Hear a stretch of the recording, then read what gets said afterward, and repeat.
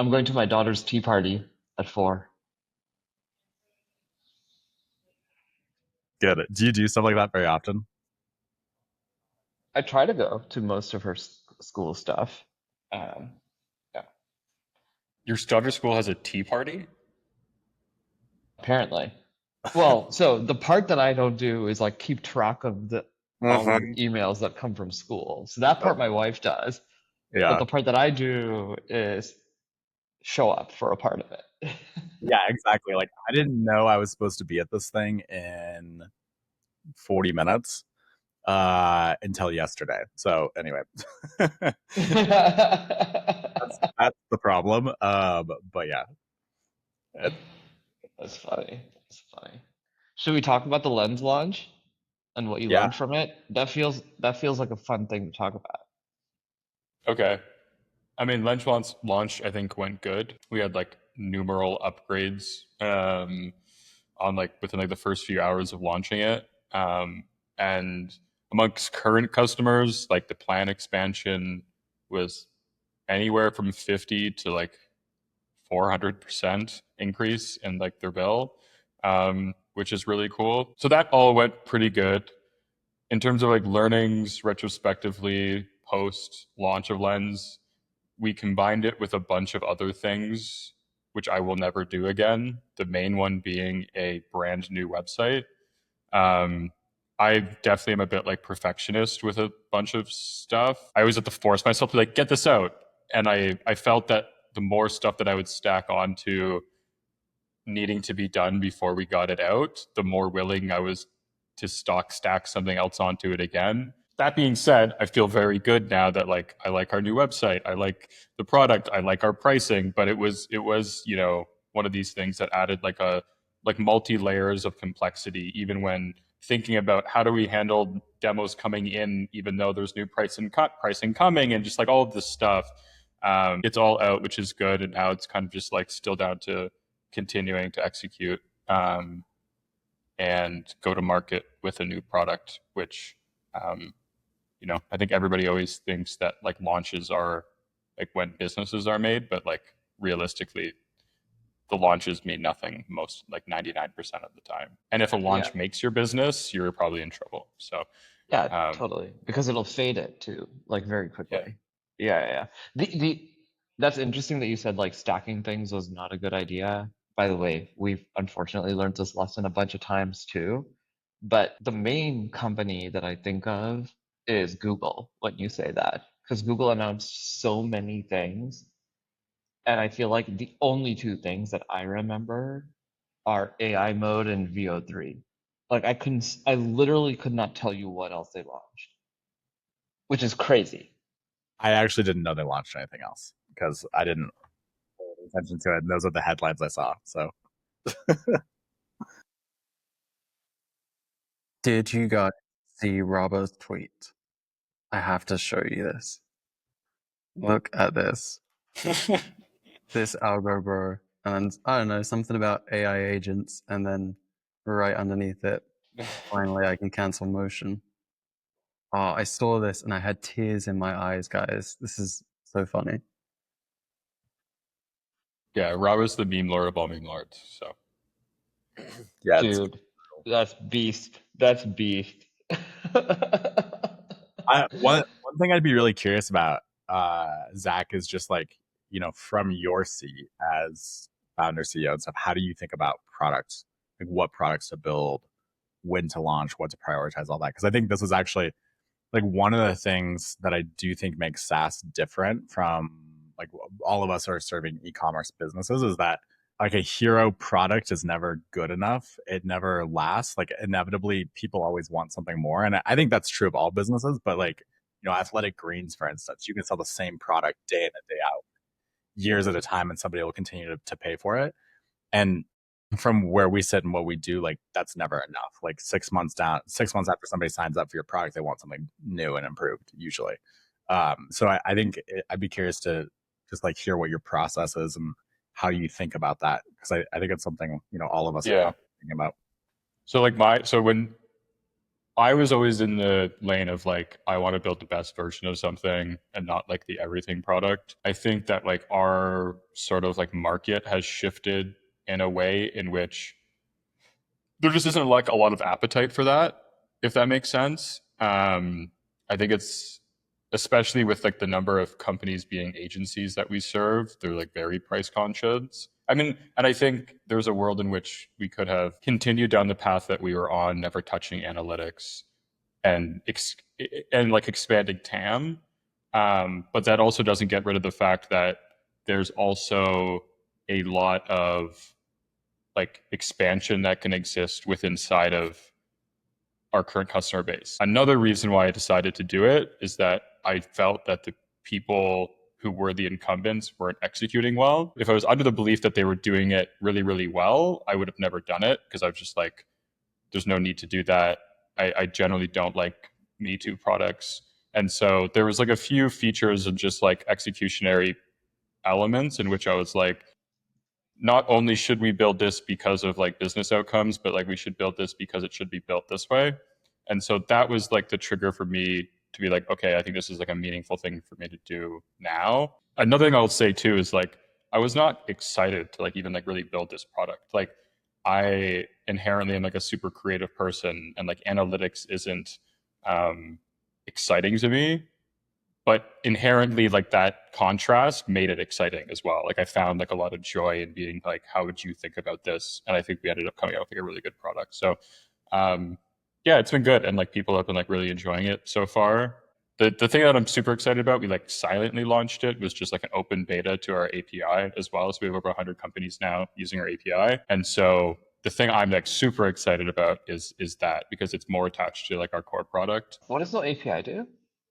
The API allows you to like access all of the historical advertising data that we've collected over like the last 3 years, to be used in like agents or any other sort of like script writing prompts or anything like that. But the way that we're approaching the API is a little bit differently. Like we're going to have a standard API where like if you're a developer looking to build on top of like the Foreplay data, you can manage it in like a familiar API playground. But we're also building a layer on top that's like, imagine if your grandmother needed to use an API, like and data from an API, what would that look like? And that's the real focus. Everybody's like talking about agents and stuff like that. I generally have a belief that vertical specific agents is a little bit silly because if you take agents up far enough, the whole idea is that they're interacting with everything that you're doing inside of your business. And so our approach is, opening up our data and then people can be building agents in like agnostic ways, like platform agnostic ways, because I think that's where it goes like over a long enough time horizon. Yeah, how are you controlling access to that? Is that just like for paying customers or? Yeah, so we're going to start it with current customers and just like serve the people who log into us every single day first is like our main priority. But I've always felt that we had an opportunity to become a data business, and so hopefully that will be like the sawdust that comes out of what we've built for like our core customers. All right. I need to follow up later. Yeah, I have more questions too, but not in this come. That's it. You got 2 more customers. Sweet. Yeah. That's so funny. Man. We can't help ourselves, Jeremiah. It's funny because we're working towards a new product launch, and some of the stuff you're talking about is actually pretty familiar to me too. So this idea of like, so I took over a reviews business February 1st, right? And so when they first came to me and were like, hey, would you take this over? It's like, man, reviews are kind of boring. Like it's just like it's a stale category. There's not that much interesting. Not to say like nobody's doing things. Obviously, like if you're a reviews company, they're still building and making their software better. But ultimately, it doesn't feel like there's been like meaningful innovation in that space in a long time. And so, and again, that's a little unfair to the other competitors in the space, but like that's how I perceive it. And it just felt kind of boring. But then you flip that on its head. It's like, okay, well, if this is boring to me, how can I make it interesting? And that's when it starts to get really cool. It's like, oh, okay, I actually love this. Like this is an aspect that I think is really powerful. Here's like, if I could rethink this whole thing from the ground up, here's how I would approach it. And it's totally different, very unique.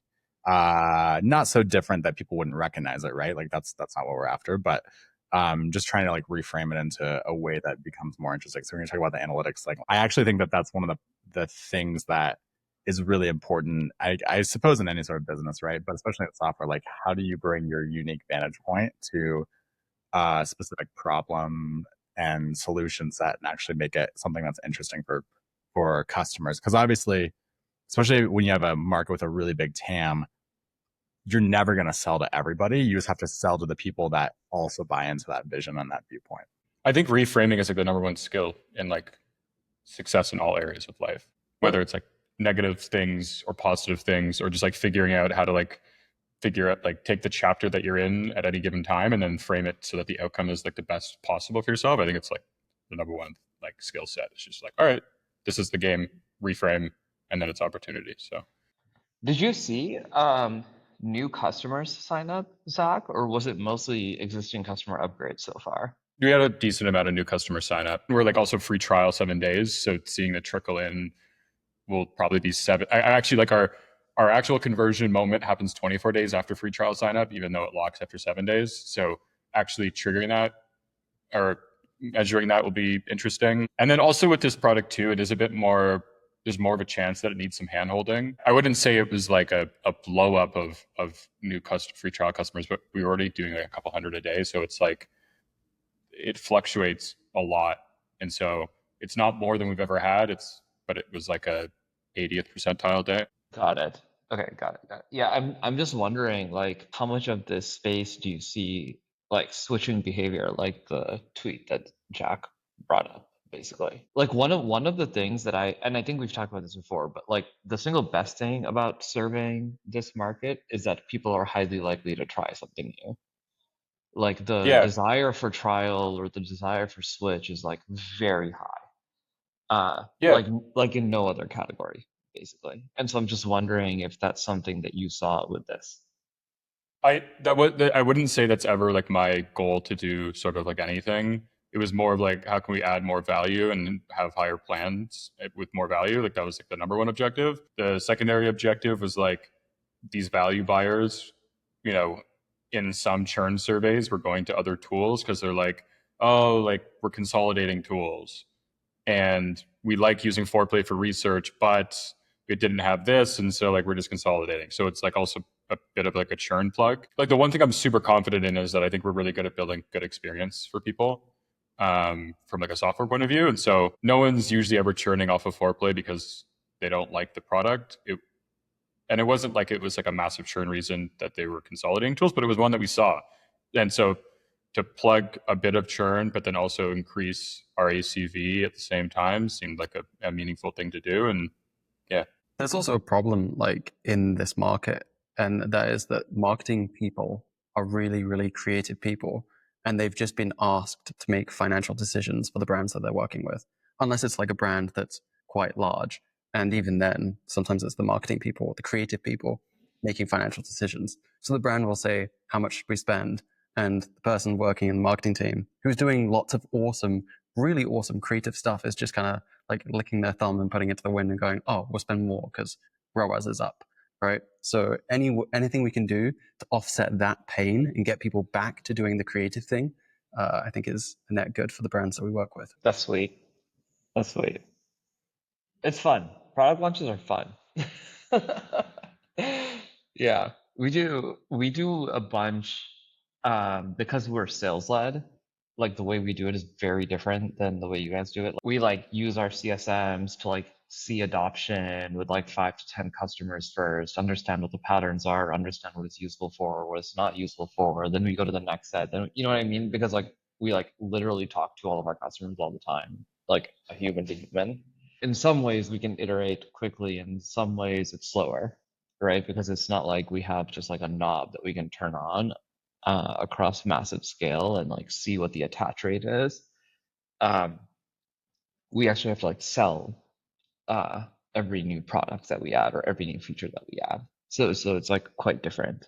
I think it's going to be similar for us over time, eventually, especially with higher end offerings like Lens, right? People do need handholding to come on board, to know how to use it to some extent. We want to make it as intuitive as possible, but the reality is the more, I guess, multifaceted, the more you can do with the tool, right? The more a little bit of guidance helps. And then I guess at every stage, right, just asking what is it, right? What problems can I solve is like right at the front end. But further down the line, how do I get all of my team using this, like integrated into their workflows?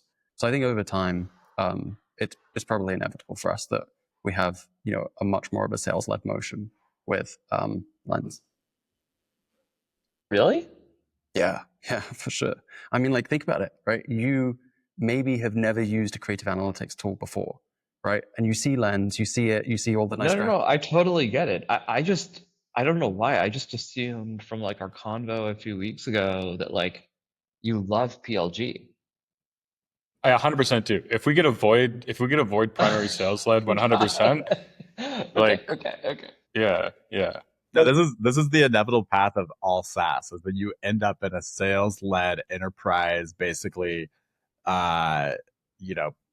software software-enabled services, sort of mindset. That's where all software goes eventually. My ideal situation is that 80% of anybody that would become a customer, at least, never has to talk to someone, because I just think that means good product.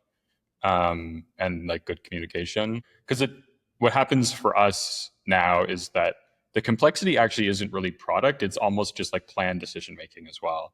And as like organizations have different services and different, how like the number of ad accounts they serve versus people on their team, it's more of just like value based pricing for like individuals that with a unique like needs than it I think is like a product sort of thing. I think there's another thing as well that so many people overlook, and that's actually getting integration in people's workflows in different organizations. There are people sitting in seats doing certain things day in, day out that now need to change, right, what they're doing to some extent. And that can be nails on a chalkboard, or it can be this exciting journey into something new, right? And I think that for us, playing a part in that and making sure that it's successful is gonna reflect in how long people use the product for. You want like that core subset of, let's say, an agency or a brand to be evangelists, be like, this is the coolest thing ever because they were onboarded properly, as opposed to going, oh yeah, I guess we use that, and Dan, he's the guy who gets it, but I don't get it, right? One thing that I think is interesting too, like Zach, when you're looking at the opportunity here, because you described it as more of like a adding value to your existing customers. I don't know if you guys do this, but one thing I kind of do sometimes, and of course it never works out this way, but sit back and look and be like, okay, here's X number of customers in the ecosystem in which I using my product to some extent. On the no side it's 6,000, on the stamp side it's now like collectively basically it's, call it 45 to 50,000. It's like, okay, there's this number of customers using something here. What would it look like to get from whatever that ACV is to this next step up, the next step up, the next step up from that, and being able to say, hey, there's actually like enough customers here that we don't actually have to add any more customers. We can just grow the impact we're having on them, the value we're generating for those people, and that's all that ultimately matters. I mean, it's kind of an interesting balance of like, do you go out and acquire new customers? Do you just look at the ones you have, and how do you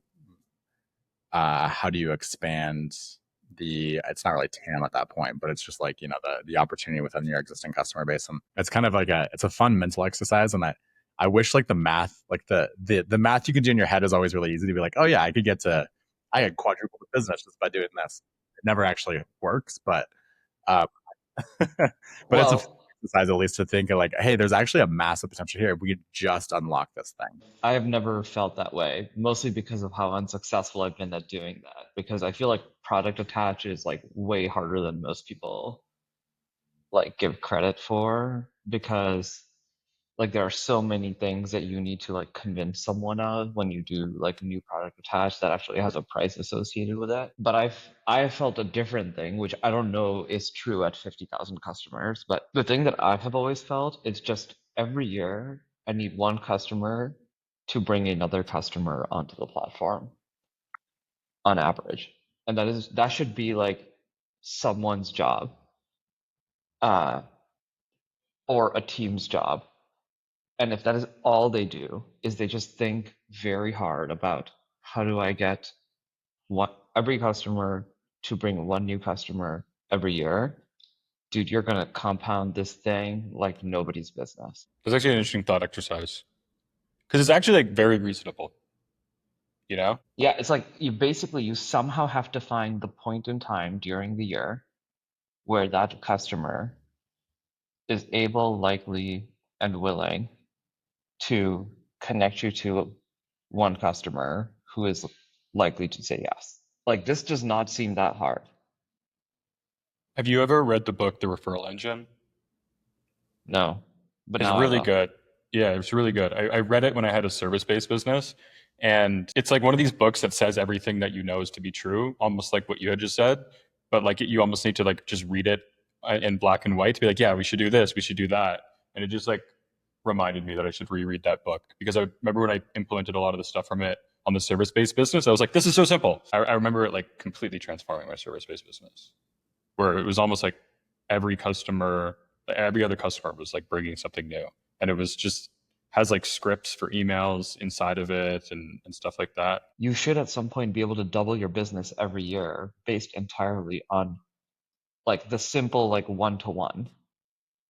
And doubling every year, no matter what size of business you are, you grow. Like when you take a step, you'll like open your eyes 5 years later and you're just like, oh my God, I have a massive business.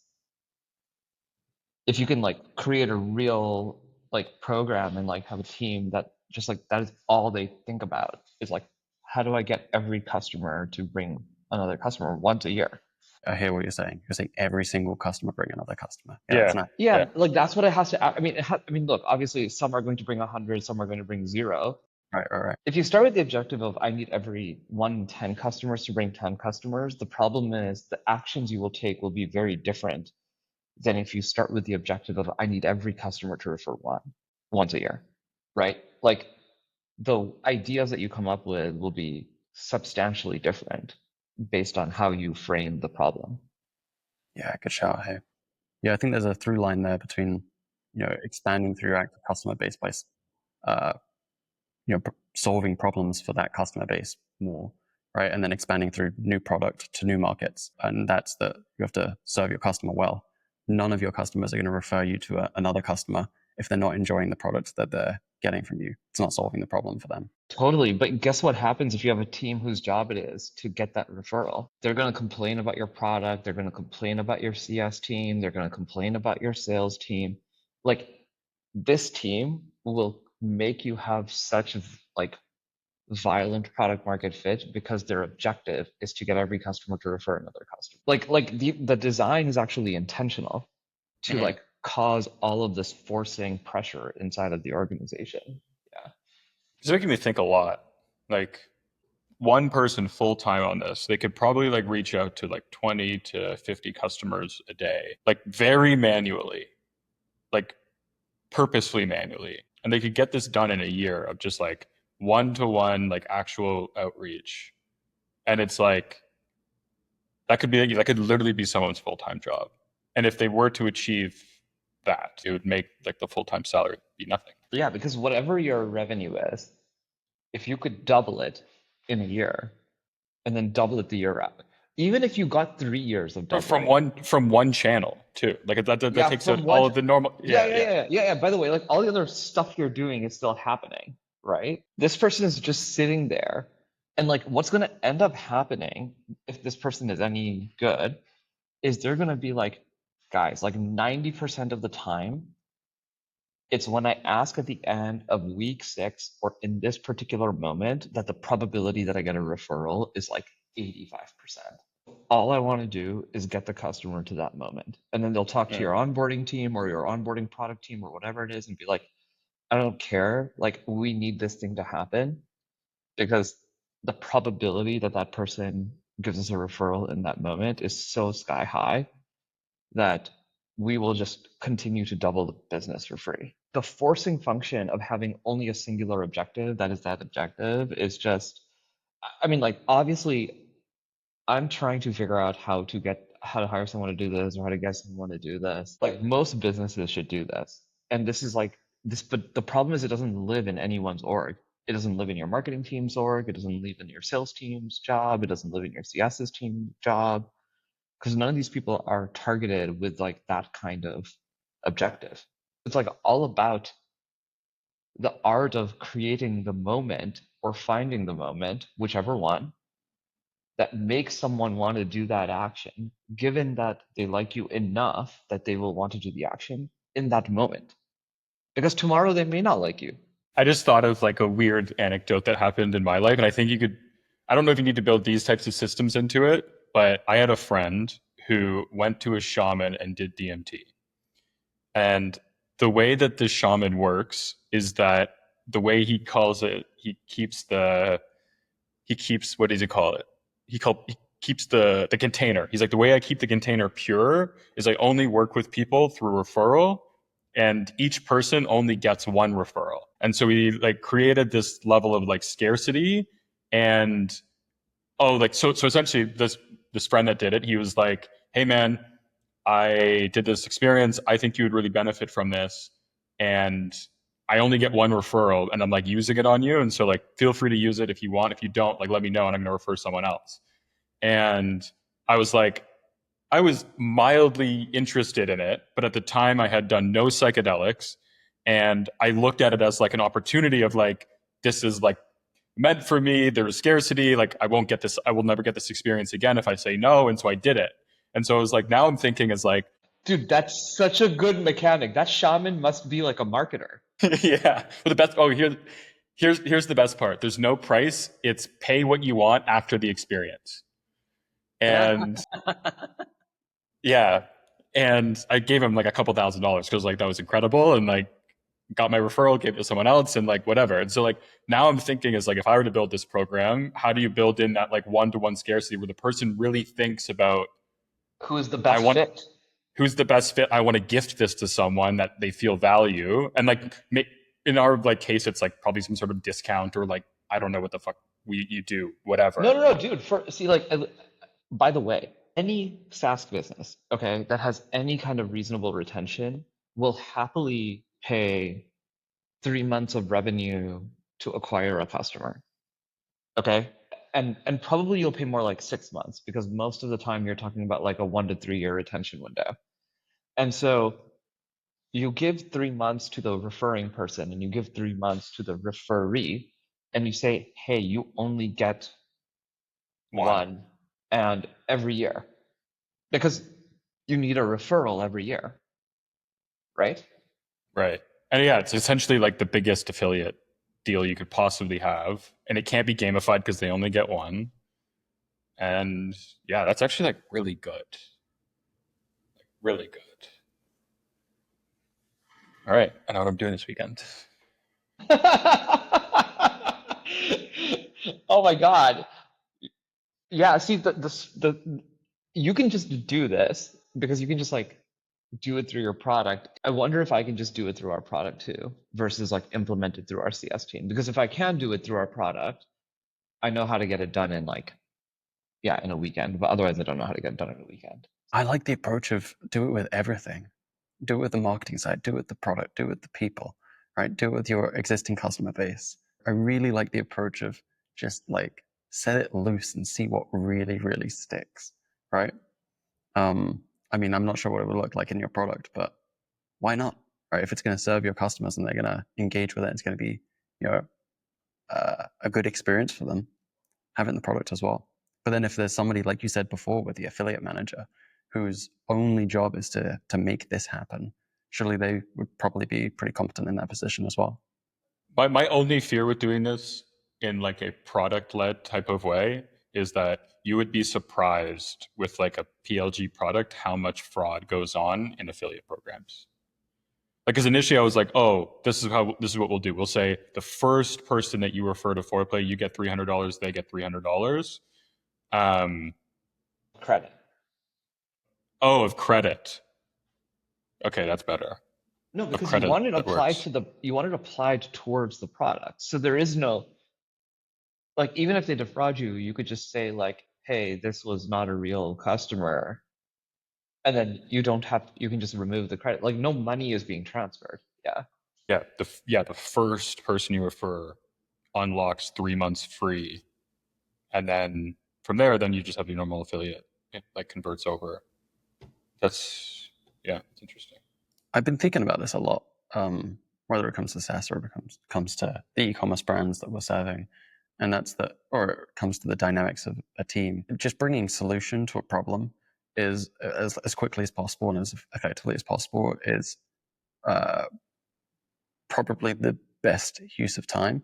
So when it comes to a product, right, for a customer, let's say it's a reviews app, right? Reviews app Jeremiah was describing earlier was a little bit boring. There's so much appetite for reviews to do something a little bit more interesting. How can we get video reviews? How can we, collect the reviews on our social posts, on our ads? How can we syndicate those? How can we use our reviews for our market research? There's so much appetite there that, meeting that problem with a solution and making it fun, making it enjoyable to engage with. For us working with our ICP agencies, we have to think, what is it that they actually want? Do they want credit? Do they want cash? Or do they want deal flow? They probably don't want credit. They probably don't care about cash on the small contract value compared to, 5-figure retainers, right, with these businesses that they're working with. So what is it that they want? They want to work with more brands. So that's been a big part of my focus is how can we be the best friend with our, enormous user base compared to a typical agency, right? It's absolutely enormous for brands as well, marketers working at these brands, for our agencies actually giving them what they want as opposed to, some subsidiary thing that doesn't actually motivate them to do the thing we want them to do. So as soon as you move into that zone of thought, this is why I think, it's just someone's job. Right, because it kind of doesn't matter what the answer is, but if it's someone's job, they'll just sit there and do the thing and figure it out. You know what I mean? You know what I mean? It's kind of amazing. It's your objective, should you choose to accept. That's it. So. I think that I couldn't agree more with you. And I think that sometimes when you look at accomplishing the objective, because achieving business goals, it don't get me wrong, it 100% is the game, the reason that we're all doing this. But when you see the impact firsthand of good business done, I imagine this happens with you, Infomart.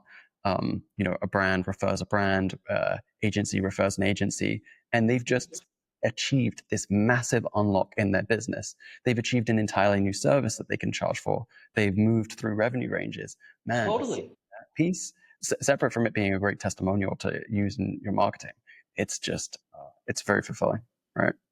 Totally. And even then, they don't remember to refer their friends.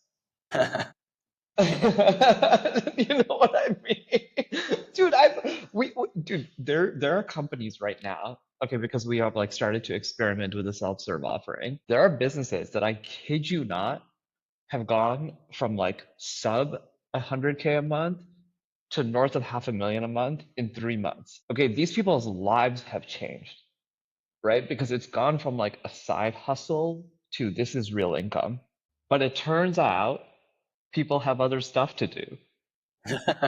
Right? So they're not going to sit around thinking oh man, I should really get firm out a referral. You know what I mean? So it's just yeah.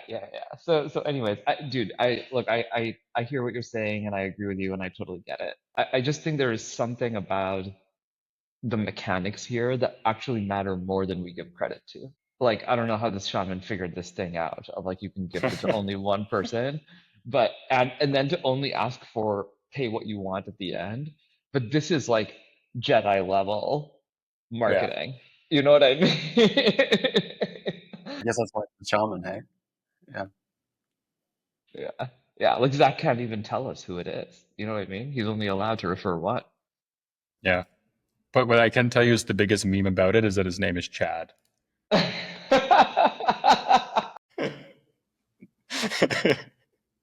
You're joking. Is it just some, American dude? No, I don't know where he's from, but yeah. And that's my punchline when I tell that story. I'm and the best part about all of this is his name is Chad, the shaman. I don't know why. When you said shaman, I imagined like, in the jungle from like, I don't know, some cultural roots there, not just, Chad. I'm going to give you more context. This also is like, it's not, I didn't go anywhere. So he comes and he'll do like 2 weeks in Toronto. And so you also have like a time-based sort of like decision-making process. And he does it at like a client's house. So he like works with like high functioning people, like only, right? When you have one referral and you start with one, it's like the whole circle becomes that. And the house that he does it in is in this like neighborhood called the Bridle Path, which is like where like Drake lives and like shit like that. Like, and so it's in the basement of this house. So it's like the whole experience is actually like very, very cool because you feel like you're kind of like a part of a club and all this kind of stuff. What did you learn from it? Were there any like big takeaways? Yeah, there was. So like the number one thing was that I had realized at the time, and I had this like weird like blocker in myself, which was I was only playing games that I thought I could win before my parents passed away. It was like this like feeling of like I was playing like really small games where like single base hits where you were like, it was undeniable that this was going to work, and it was undeniable that my parents were still going to be there when it like quote unquote When it worked. Yeah, I get it. So that was like the number one sort of like insight. And then the entire experience, people always ask, like for me, it was like, imagine if your entire life was made out of like Lego blocks, like individual Lego blocks, and it was like a castle.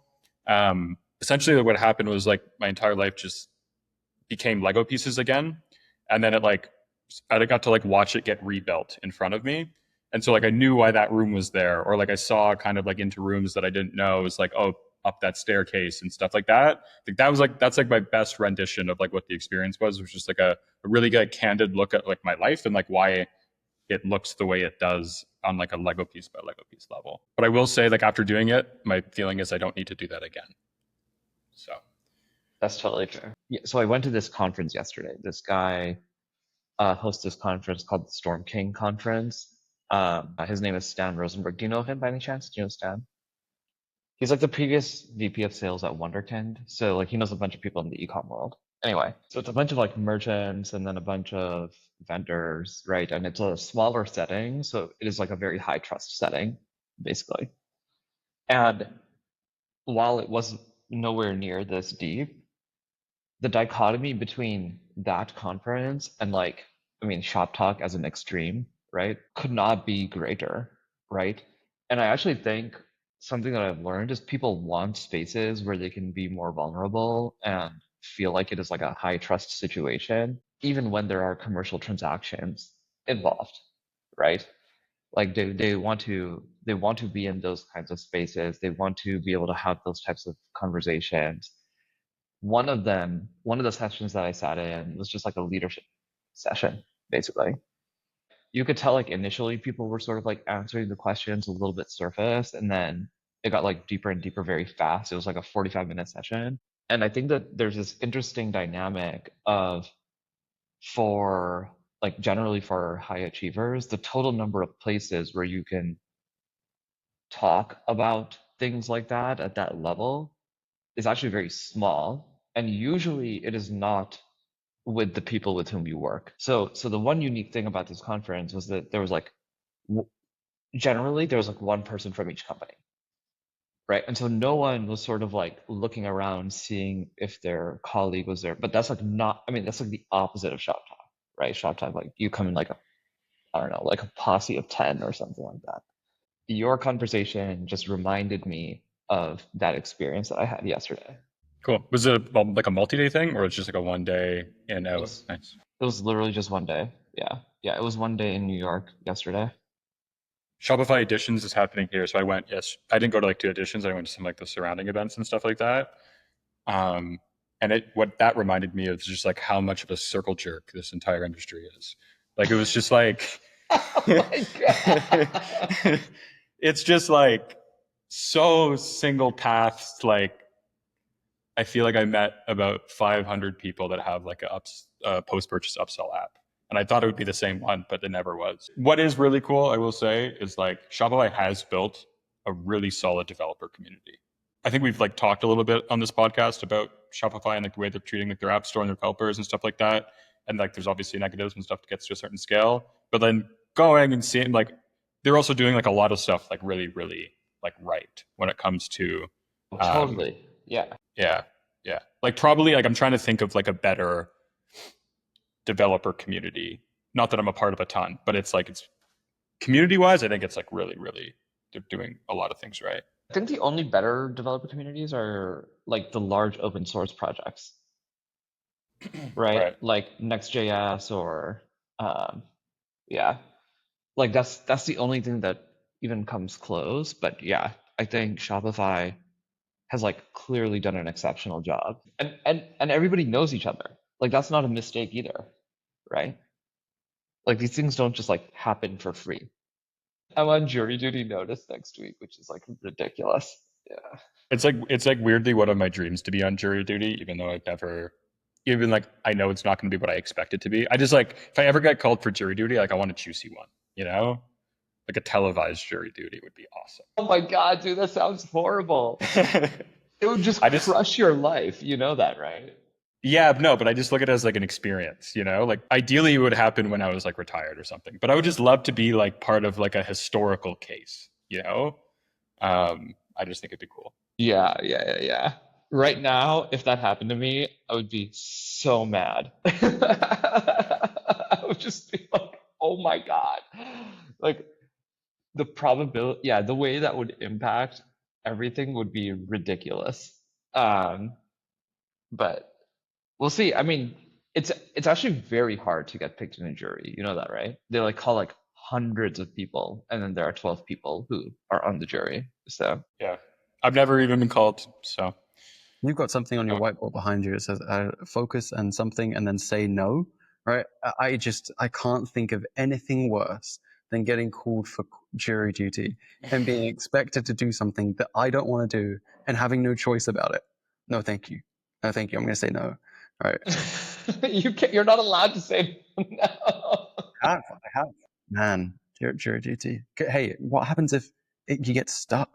And it's like one of those ones that goes on for days, you know, because people can't come to a decision. What would you do in that situation? Yeah. You just stuck. You just have to do it. Yeah, you're stuck. Yeah. Yeah, you have to do it. I met some Israeli people the other day, and they were telling me about how they have to do years of service. You know? Dude, these are not the same thing. No. Like defending your no. These are not, dude. Like if you are called upon, like if the country requires you to serve your country for 2 years, it's very like to defend it. It's very different than like serving on a jury to like nominally adjudicate your peers. Like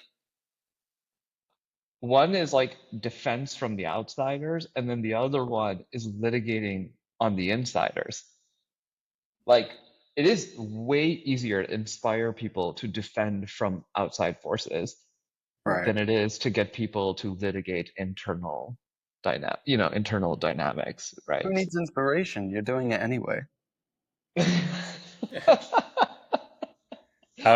It's kind of funny for as libertarian as I am and like free choice, I actually am a proponent for mandatory service. Weirdly, yeah, I feel like it's like me too.